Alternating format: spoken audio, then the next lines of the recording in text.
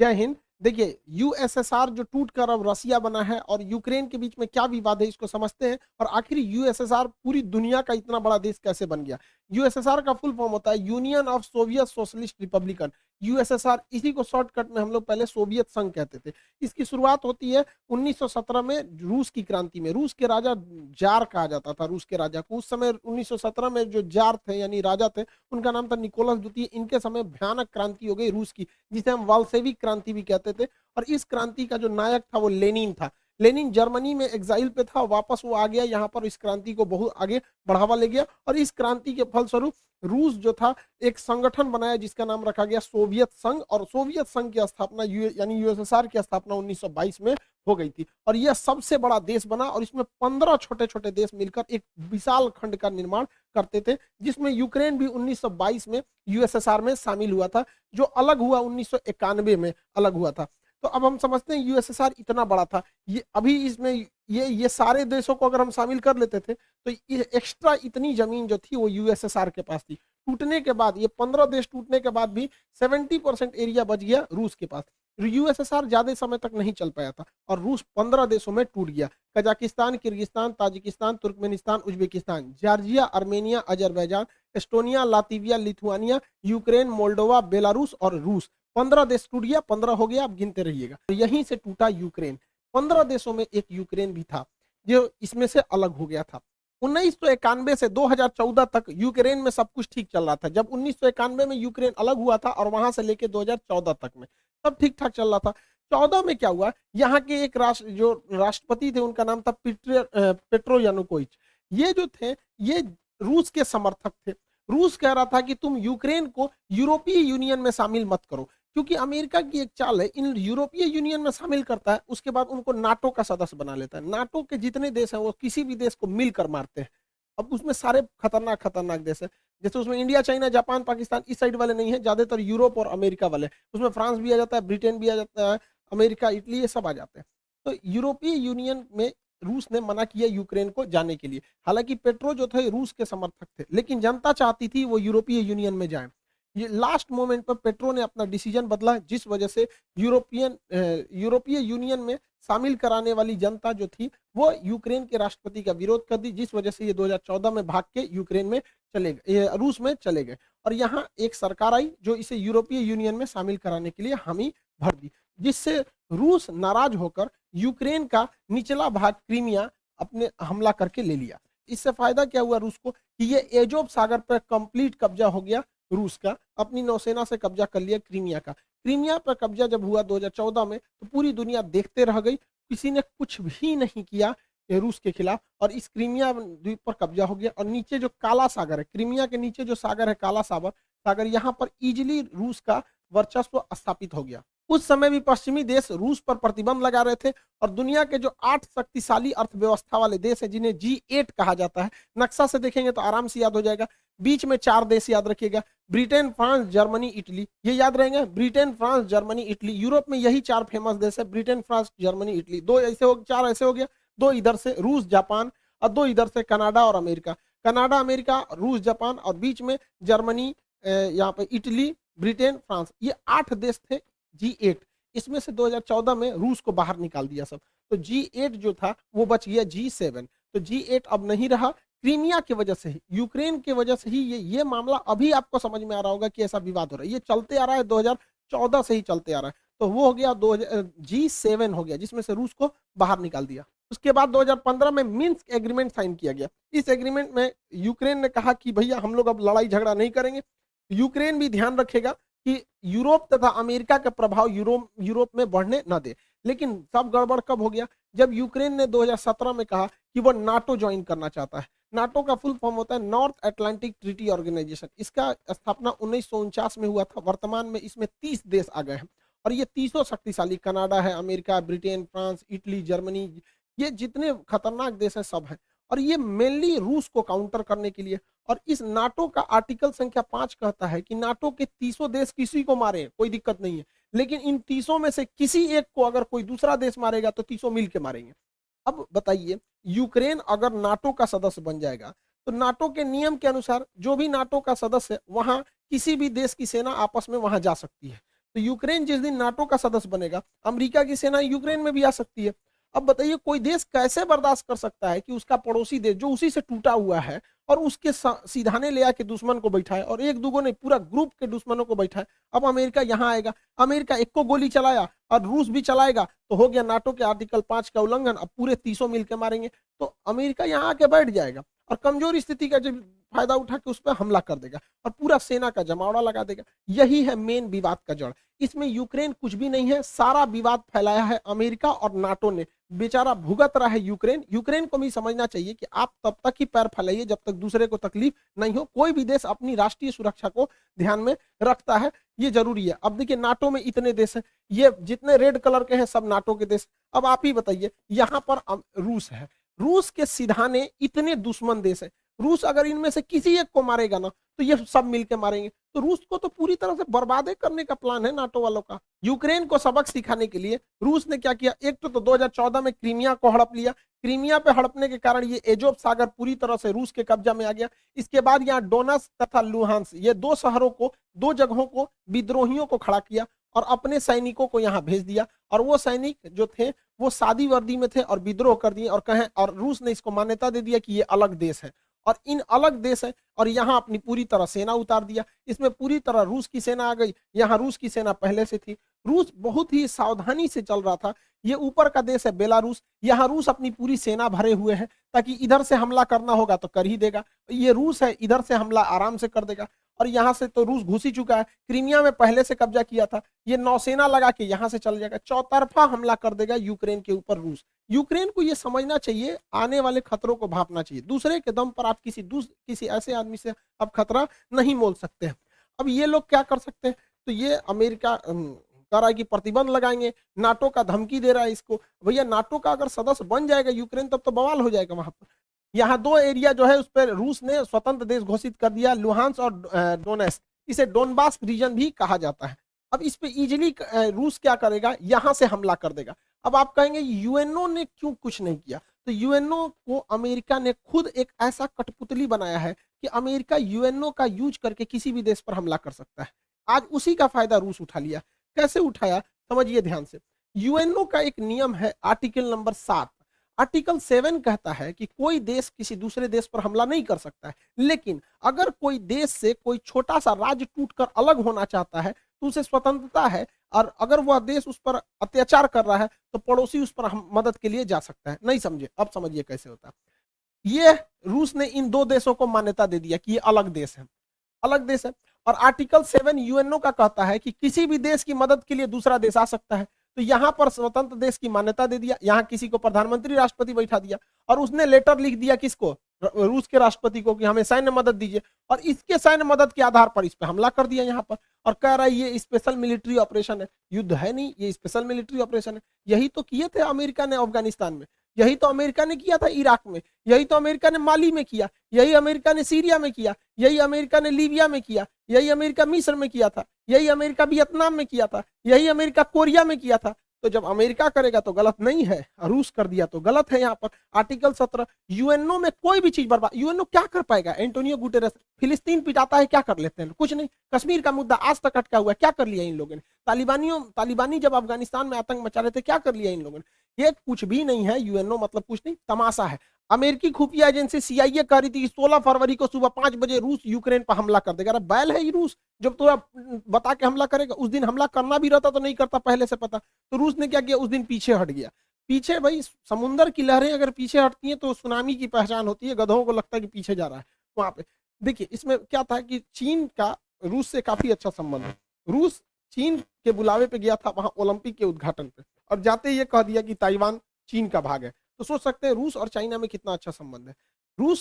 रूस से चाइना ने कहा था कि ओलंपिक हो जाने दो, विंटर ओलंपिक। तो बीजिंग विंटर ओलंपिक 20 फरवरी को खत्म हो गया, इस दिन लास्ट हो गया। और 21 फरवरी को व्लादिमीर पुतिन ने यूक्रेन में 2 स्वतंत्र देशों की घोषणा कर दी। अब समझिए ये स्वतंत्र देश की घोषणा क्यों की गई है, ताकि यूएनओ का आर्टिकल 7 का प्रयोग किया जा सके। और 23 तारीख को उन स्वतंत्र देशों ने लेटर लिख दिया पुतिन को कि हमें सेना की मदद किया जाए। और 23 तारीख को पुतिन ने क्या कर दिया, सेना से हमला कर दिया। ये युद्ध है ही नहीं, स्पेशल मिलिट्री ऑपरेशन है। किसकी वजह से, यूएनओ के आर्टिकल 7 की वजह से। इस हिसाब से हम लोग भी पाकिस्तान में हमला कर सकते हैं। किस तरह से? वहां पर जो बलूचिस्तान है वहां के लोग अगर लिख के दे देते हैं कि हमारी मदद कीजिए, तो हम लोग भी मार सकते हैं। आज यूएनओ क्या कहता है? जिसकी लाठी उसकी भैंस। इसी हिसाब से यूएनओ चल रहा है यहाँ पर। अब इसके बाद हमला यहाँ पर तेज कर दिया गया। रूस ने इसके ऊपर हमला कर दिया यूक्रेन पर। हालांकि जब यूएसएसआर का हिस्सा था तो यूक्रेन का काफी विकास किया था रूस ने। आप देखिए कैसे, ये है आपका यूक्रेन। यूक्रेन का काफी विकास किया था। जितने भी उस समय के जहाज बनते थे मिग 21, आज भी मिग 21 यूक्रेन में ही बनता है। जितने पानी वाली जहाजें रूस के यूएसएसआर के समय बनी सब यूक्रेन में। यूक्रेन के लोग आज इसको बनाना भूल गए हैं। हाल ये हो गया है जब यूक्रेन पर युद्ध के बादल मंडरा रहे थे तो यूक्रेन के इंजीनियर जहाजें बनाना भूल गए थे। तुर्की को बोले कि हमारे लिए जहाज बना दो, तो ये तो यूक्रेन की गलती है। यूक्रेन में काफी विकास किया था। यूक्रेन में ही प्रीपेड शहर बसाया गया था जहां चेर्नोबिल दुर्घटना हो गया था 1986 में, परमाणु दुर्घटना। उसकी राजधानी कीव के पास है। तो यूक्रेन में कोई भी देश इतना ज्यादा लगाव रखेगा और वो देश दूसरे देश को कहेगा कि नाटो सेना यहाँ लगाओ, तो भड़कबे करेगा। यूक्रेन में आज भी 30% लोग रसियन भाषा बोलते हैं। पूर्वी यूक्रेन के लोग तो इजीली मान लेंगे कि वो रसिया के हैं, और रसिया इसको छोड़ेगा भी नहीं यहाँ पर, क्योंकि कोई भी देश अपनी सुरक्षा को सर्वोपरि रखता है। यूक्रेन जो है आज भी जो सेना के हथियार बनते थे, टैंक वगैरह, वो रूस यूक्रेन में बनाता था, क्योंकि वो चाहता था कि 15 देश खुल के रखे। आज भी पाकिस्तान के टैंक जो हैं वो यूक्रेन के ही बने हुए हैं। यूक्रेन जब 1991 में यूक्रेन और 15 देश से टूटे थे यूएसएसआर से, तो यूक्रेन के पास लगभग 200 परमाणु बम थे। 1996 में एनपीटी के समझौते के तहत यूक्रेन ने अपना 200 परमाणु बम वापस दे दिया। किसको? रूस को दे दिया। अगर ये परमाणु बम नहीं दिया रहता ना, तो ये मामला कुछ और रहता। समझ गए? तो ये परमाणु बम कितने शक्तिशाली है। कोई भी परमाणु संपन्न देश पर हमला नहीं करता है। सारा मामला 2014 से गड़बड़ाया था जब नाटो और यूरोपीय यूनियन ने एंट्री किया था। देखिए, रूस की अर्थव्यवस्था का मेन स्रोत जो है वो गैस और पेट्रोलियम है। वो गैस की सप्लाई करता है। अब गैस सप्लाई पाइपलाइन से होती है, छोटे छोटे सिलेंडरों में नहीं होती है, और वो पाइपलाइन यूक्रेन के होते हुए यूरोप में जाती है। इससे अब क्या है कि देखिए, ये यूक्रेन का नक्शा, इसमें इतनी सारे पाइपलाइन जा रही हैं। अब यूक्रेन ने 2014 में नाटो के दबाव में आके कहा कि तुम अगर इधर से पाइपलाइन ले जाओगे तो हमको सालाना $33 बिलियन पैसा दो। तो रूस ने कहा ठीक है दे देंगे। तो ससुरा $33 बिलियन तुम पैसों वो लोगे और नाटो में शामिल भी हो जाओगे, यूरोपीय यूनियन में शामिल भी हो जाओगे, और रूस से संबंधों नहीं रखोगे। तो हमारे यहाँ कहावत कहा जाता है ना, पानी में उतर के मगरमच्छ से बैर कीजिएगा तो मर के आइएगा। इसी बीच मेरा चचवा पहुंच गया रूस में। अब बताइए, बेशर्मी की हद होती है कि रूस युद्ध के मुहाने पे खड़ा है और ये जाके 10,000 करोड़ रुपया कर्जा मांग रहा था कि हमारे यहाँ पाइपलाइन बिछाना है, बिछा दीजिए। रूस भगा दिया इसको। जैसे ये कहा कि हमको 10,000 करोड़ रुपया मदद चाहिए, उसी समय रूस ने यूक्रेन पे हमला कर दिया। अब बताइए, कोई गधा भी मतलब इतना बड़ा ये प्रधानमंत्री होके गलती किया जितना हमारा कोई विद्यार्थी गलती नहीं करेगा। रूस, देखिए, इसका सबसे ज्यादा जो व्यापार होता है पाकिस्तान का, वो यूरोपीय यूनियन से होता है या अमेरिका से होता है, इन देशों से होता है। इसे आर्थिक मदद में आईएमएफ देती है, वर्ल्ड बैंक देती है, जापान देता है, जो सब अमेरिका के फेवर में है। फिर भी ये अमेरिका के खिलाफ केवल जा रहा है मीटिंग करने के लिए। किस लिए? क्योंकि जो बाइडेन ने जब से शपथ लिया इसको फोन नहीं किया है, तो उनको जलाने के लिए गया था। अरे गधा कहीं का, ये सास बहू का झगड़ा हो रहा है क्या कि तुम जलाने के लिए गए थे? 10,000 करोड़ गए थे मांगने, अमेरिका ने इनके ऊपर पेनाल्टी ठोक दिया, 4 अरब डॉलर का पेनाल्टी ठोक दिया इनके ऊपर। बहुत अच्छा हुआ, एक वो हाथ मिलाने गए थे, हो गया, यहाँ पर कांड हो गया। और दूसरा, एफएटीएफ में अब ये ग्रे लिस्ट से चल जाएंगे ब्लैक लिस्ट में। जिस दिन ब्लैक लिस्ट में चल जाएंगे ना, बर्बाद हो जाएंगे, यहाँ पर पूरी तरह से चौपट हो जाएंगे। वहां पे आज भी पाकिस्तान में 12,000 रुपए का गैस सिलेंडर पड़ रहा है। अब 12,000 रुपए में गैस सिलेंडर पड़ रहा है, जिस दिन ये एफएटीएफ के ब्लैक लिस्ट में जाएंगे ना, उस दिन ये 20,000 चल जाएगा।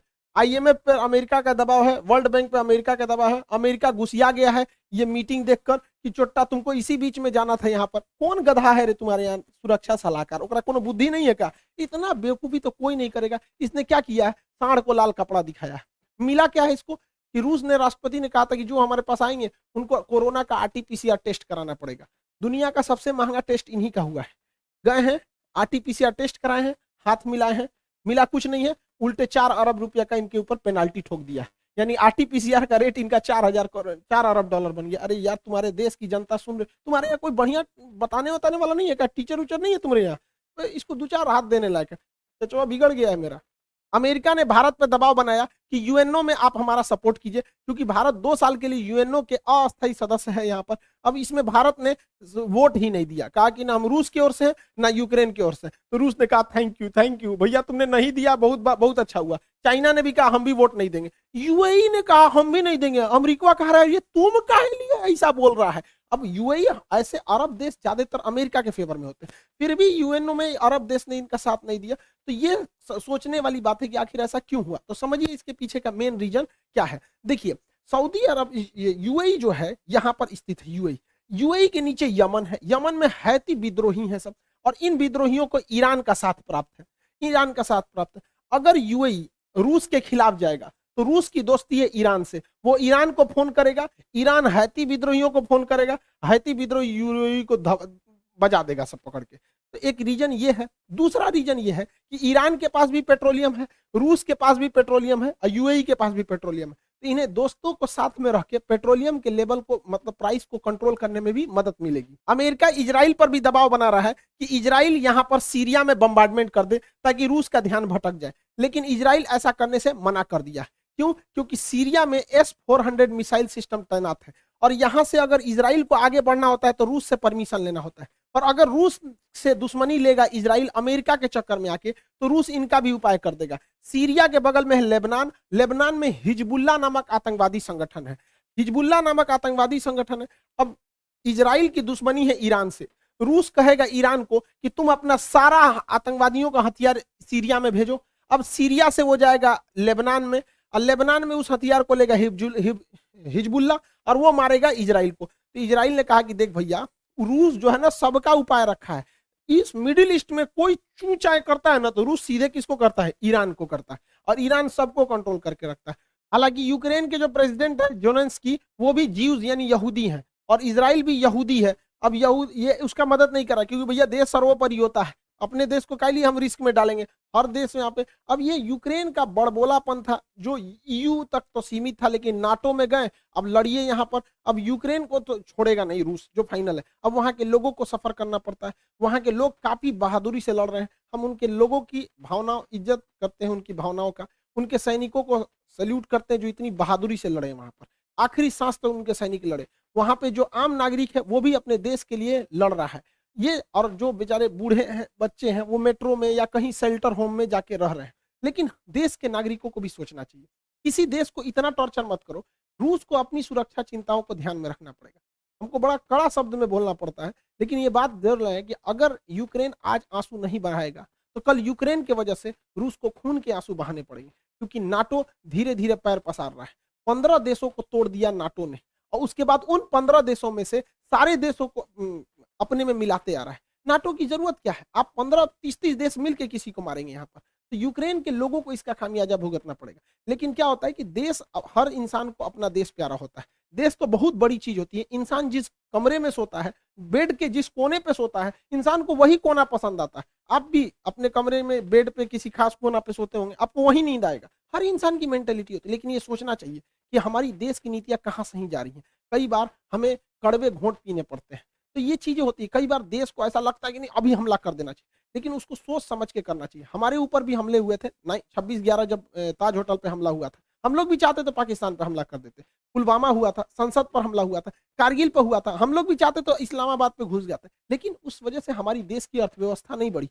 अब क्या है, धीरे धीरे हमारी अर्थव्यवस्था बढ़ रही है, धीरे धीरे पाकिस्तान खुद ही बर्बाद हो जाएगा। तो ये यूक्रेन के लोगों को सोचना चाहिए कि ऐसा ऐसा ना करे कि रूस जैसे देश से, इतने बड़े देश से दुश्मनी ले ले। अभी रूस का पूरा फुल प्लान क्या है, वो वायुसेना से भी हमला कर रहा है, थल सेना से भी कर रहा है, नौसेना से भी कर रहा है। वो चारों ओर से घेर चुका है यूक्रेन को, और कोई मदद के लिए नहीं आया। ये दुनिया के लिए भी एक लेसन है कि जब तक अपने पैर पे नहीं खड़े रहेंगे तब तक कोई मदद करने के लिए नहीं आएगा। कोई आएगा कैसे मदद करने के लिए आपके ऊपर? आपकी खुद की परछाई भी ना अंधेरे में आपका साथ छोड़ देती है, तो दूसरे से क्या उम्मीद कर रहे हैं? मुसीबत पड़ने पे हर इंसान साथ छोड़ देती है, जब अंधेरे में परछाई ने छोड़ दिया तो।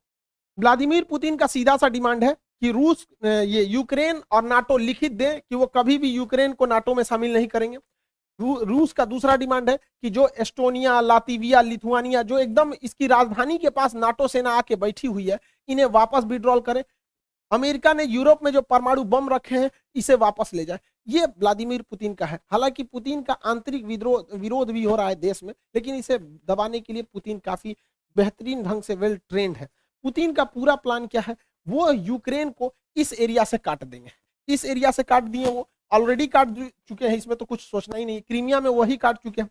अब ये है एक देश है जिसका नाम है मोल्डोवा। व्लादिमीर पुतिन क्या किए, बहुत पहले से प्लानिंग के तहत मोल्डोवा के इस क्षेत्र को विद्रोहियों द्वारा आजाद करा दिए हैं। इधर विद्रोही क्षेत्र है, ट्रांसनिस्ट्रिया नामक इस देश को बना दिए हैं यहाँ पर। अब उनका फुल प्लान है कि यहां से यहां ये एरिया को काट देंगे यूक्रेन का, जिससे यूक्रेन धीरे धीरे एक लैंड लॉक कंट्री हो जाएगा और ये पूरी तरह से लैंड लॉक हो जाएगा। नीचे से कोई मतलब ही नहीं बनेगा यहाँ पे, ताकि इसकी नौसेना इधर, अक्सर नाटो की नौसेना इधर आ जाती थी।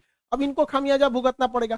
क्यू में उसकी सेना घुस चुकी है, रूस की सेना चारों ओर से घुस चुकी है। अब ये वेट एंड वॉच करेंगे लोग, जल्दी से जल्दी जोनेस्की जो है वहां पे वो सरेंडर कर दे। और रूस की सेना बहुत शक्तिशाली है, कई देश मदद के लिए आए हैं, लेकिन इससे बहुत कुछ नहीं हो पाएगा। लेकिन रूस के लिए भी है, जितने देर होगा युद्ध में उतने रूस के लिए समस्याएं बढ़ेंगी, उसके ऊपर सैंक्शन जो है वो और ज्यादा लगते जाएंगे। भारत पे भी इसका असर पड़ेगा, जो गैस है उसके रेट बढ़ेंगे, पेट्रोलियम फिर 110 105 के पास चला जाएगा, क्योंकि वो ऑलरेडी बढ़ने वाले हैं। जो सनफ्लावर जिससे रिफाइंड तेल वगैरह बनाए जाते थे वो 80% आता था यूक्रेन से, यूक्रेन युद्ध में फंस चुका है, अब वो नहीं आएंगे। फिर से सरसों का तेल 200 से 250 रुपए लीटर के राउंड द फिगर जाने वाला है। दवाइयां यूक्रेन के लोगों को महंगा पड़ेगा, क्योंकि भारत उन लोगों को दवाइयां बेचता था।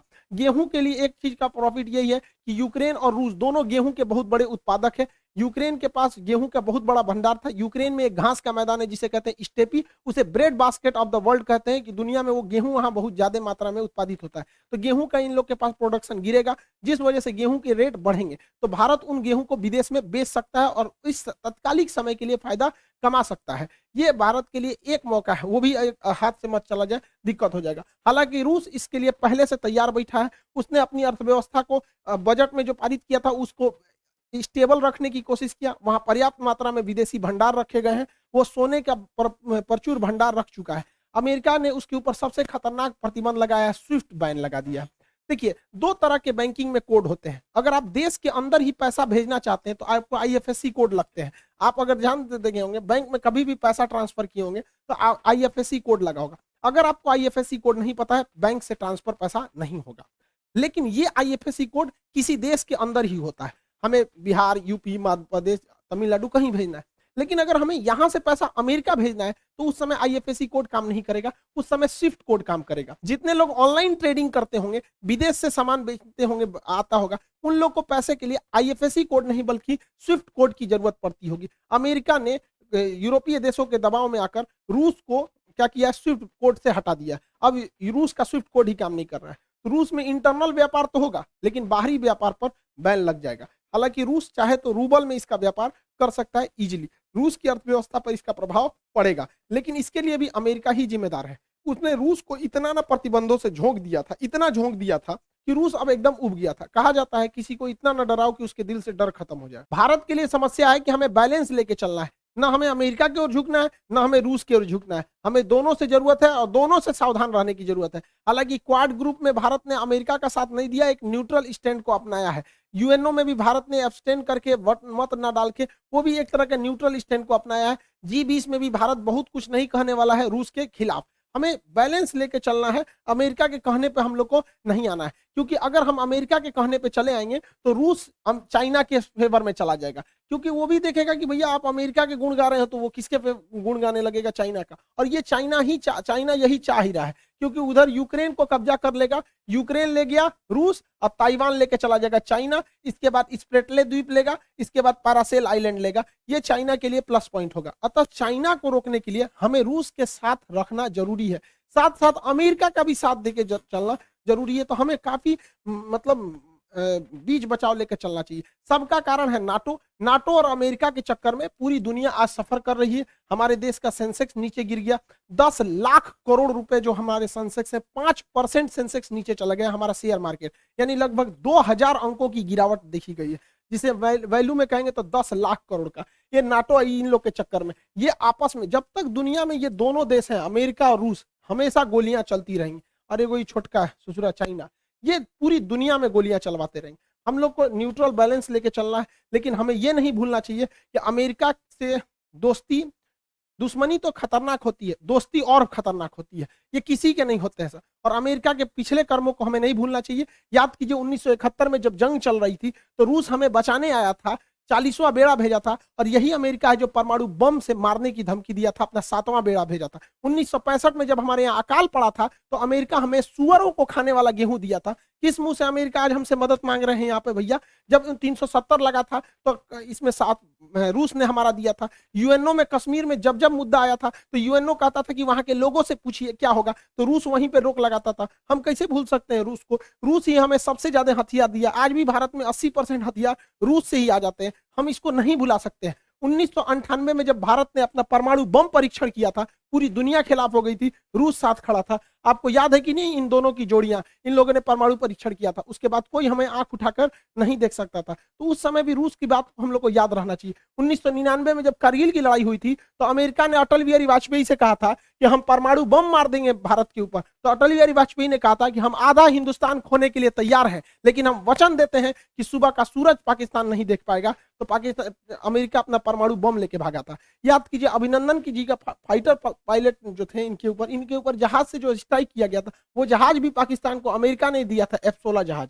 आज भी हमारी जरूरत रूस ही पूरा करता है। S-400 के दम पर हम चाइना को चैलेंज करते हैं, किसने दिया? रूस ने दिया। विक्रमादित्य किसने दिया? रूस ने दिया। 1991 में हम लोग जब अंतरिक्ष में क्रायोनिक इंजन की जरूरत थी, रूस अपने 8 क्रायोनिक इंजन दे रहा था, अमेरिका ने उस पर प्रतिबंध लगा दिया, जिस वजह से हमारा परमाणु अंतरिक्ष कार्यक्रम लगभग 20 साल पीछे चला गया। यहाँ पर आज भी चंद्रयान में अमेरिका के जगह पे रूस हमारी मदद कर रहा है। तो रूस हमेशा से हम लोग के साथ रहा है। आज देखिए परमाणु पनडुब्बी, चाहे चक्र हो, नेपरा हो, अरिहंत हो, इसमें रूस हमारी मदद कर रहा है। AK-203 राइफल की फैक्ट्री हो, रूस मदद कर रहा है। चाहे सुखोई जहाज जो हमारी वायुसेना का रीढ़ है, रूस ने हमें दिया है। ब्रह्मोस जहाज दुनिया का सबसे खतरनाक सुपरसोनिक क्रूज जहाज मिसाइल है जिससे चाइना डरता है, किसने दिया है? रूस ने दिया है। तो हमें बैलेंस लेके चलना है। कहीं ना कहीं सेना में रूस मदद करेगा, लेकिन अमेरिका से हम लोग को भी संबंध बना के रखना है। चाइना को जब कंट्रोल करने की बारी आएगी तो रूस नहीं सुनेगा, तब हमें अमेरिका को लाना पड़ेगा। इस दुविधा में हम लोग हैं कि अमेरिका का साथ दें कि रूस का साथ दें। इसके लिए सबसे अच्छा रास्ता क्या होता है समझिए।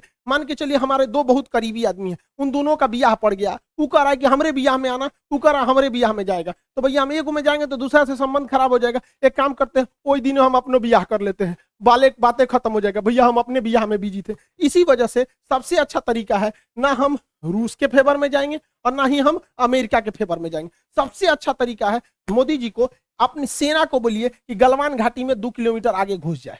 गलवान घाटी में जैसे 2 किलोमीटर आगे घुसेगी, लड़ाई तो करना नहीं है, उलझा के रखना है। 2 किलोमीटर जहां आगे घुसेगी उधर से चाइना वाले घुस जाएंगे, फिर वैसे ही स्टैंड ऑफ हो जाएगा। 2-3 महीना चलेगा, अमेरिका कहेगा ए बोलना रे रूस को, हम कुछ करें, हम तो खुदे लड़ रहे हैं चाइना से यहाँ पे। तो हमला दोनों शांत के शांत रहेगा। और इससे एक और फायदा होगा, चाइना इधर उलझा रहेगा तो ताइवान पे हमला नहीं करेगा, नहीं तो इससे यही भी बहाने निपटा देगा ताइवान को। आपको क्या लगता है, भारत को इधर उलझा देना चाहिए कि नहीं देना चाहिए? वरना आप मना करेंगे तो कोई ना कोई देश इस तरह से आपको कहेगा कि भैया हमारा साथ दो। उससे अच्छा हम खुद उलझे हुए हैं, बातें खत्म। रूस की जगह पे कोई भी देश रहता तो अपनी सिक्योरिटी को लेकर चिंतित होता ही। आप खुद सोचिए, अमेरिका यहाँ पे है, क्या मैक्सिको देश में अगर रूस अपनी सेना लगाएगा तो क्या अमेरिका चुप रहेगा? नहीं चुप रहेगा ना। कोई भी देश देखेगा कि आप यहाँ सेना लगा क्यों रहे। तो आप ही बताइए, अमेरिका अपनी नाटो सेना अगर यूक्रेन में लाएगा तो रूस के बॉर्डर से सटा देगा, तो रूस कैसे चुप रह सकता है? अपने देश पर बीतता है तो सबको खराब लगता है। आप ही बताइए, भारत है यहाँ पे, भारत के नीचे यहाँ श्रीलंका है। अगर पाकिस्तान अपनी फौज श्रीलंका में लगा देगा और श्रीलंका उसको परमिशन देगा तो भारत धोएगा कि नहीं धोएगा उसको? हम लोग को कैसे खराब लगता है? जैसे चाइना अपना स्ट्रिंग ऑफ पल्स लाता है यहाँ पे। तो हर देश को अपना सुरक्षा चिंता को ध्यान में रखना पड़ता है। और इसमें सिंपल सा बात है, यूक्रेन को कोई उससे उसका देश नहीं मांग रहा है। रूस का केवल यही करना है कि यूक्रेन डिसाइड एक लिखित दे दे कि वो कभी भी नाटो सेना में शामिल नहीं होगा। यूक्रेन को यह सोचना चाहिए कि नाटो में शामिल होने से अमेरिका को फायदा है, वो दुश्मनी निकालेगा रूस से। क्या जाता है यहाँ पे, पूरा देश बच जाता, उसके लोग मरने से बच जाते, क्या काम आया नाटो? तो यहाँ यूक्रेन को सोचना चाहिए कि बहुत ज्यादा जिद पालने से कोई खास फायदा नहीं होता है। और हमेशा एक चीज याद रखना चाहिए, यूक्रेन हो, हम हो या आप हो, हम अपना पड़ोसी नहीं बदल सकते, दोस्त बदल सकते हैं। इसलिए दोस्त से संबंध बने बिगड़े, लेकिन पड़ोसियों से हमेशा संबंध अच्छा रखना चाहिए, क्योंकि हमेशा काम पड़ोसी आते हैं। यूक्रेन का पड़ोसी रूस है और ये ना अमेरिका दोस्त है, तो हमेशा एक चीज को ध्यान रखना चाहिए, किला सुरक्षित करने के लिए पड़ोसी का सुरक्षित होना जरूरी है। यूक्रेन को हठधर्मिता छोड़नी चाहिए। आप यूरोपीय यूनियन में शामिल हो जाए, नाटो जैसे सैन्य संगठन में नहीं शामिल होना चाहिए। क्या ये फिनलैंड बेवकूफ था, स्वीडन बेवकूफ है जो इन लोगों ने नाटो की सदस्यता नहीं लिया? यूक्रेन, रूस ने धमकी दिया फिनलैंड ले लेगा तो तोड़ो छोड़ देंगे, क्या कर लेंगे लोग ये रूस का। दूसरा, बीपीएससी का जो प्रैक्टिस सेट है बाबू वो आ चुका है। बीपीएससी और एनटीपीसी रेलवे जितना चीज है इसका प्रैक्टिस सेट है, इसको प्रैक्टिस करते रहेंगे। आपके एग्जाम में जो मेरिट से छटते हैं लोग, वो लोग इस वजह से नहीं छटेंगे। और इकोनॉमिक्स के बैच बहुत देर से अटके हुए थे, अब वो 3 जनवरी से इकोनॉमिक्स का बैच आ जाएगा। यहाँ 3 जनवरी का है, 3 मार्च को सुबह 9 बजे इकोनॉमिक्स का बैच आ जाएगा। इसमें माइक्रो मैक्रो इकोनॉमी, लोच वगैरह सब चीज बता देंगे आप लोगों को। आई होप आप ये सब चीज समझे होंगे। भारत को किसी का साथ नहीं देना चाहिए। इंटरनेशनल रिलेशन में कभी भी कोई भी चीज बदल सकता है, हमारी जरूरत है तो ही हम लोग काम आ सकते हैं दूसरे के लिए। आई होप आप समझेंगे। मिलेंगे नेक्स्ट क्लास में। जय हिंद।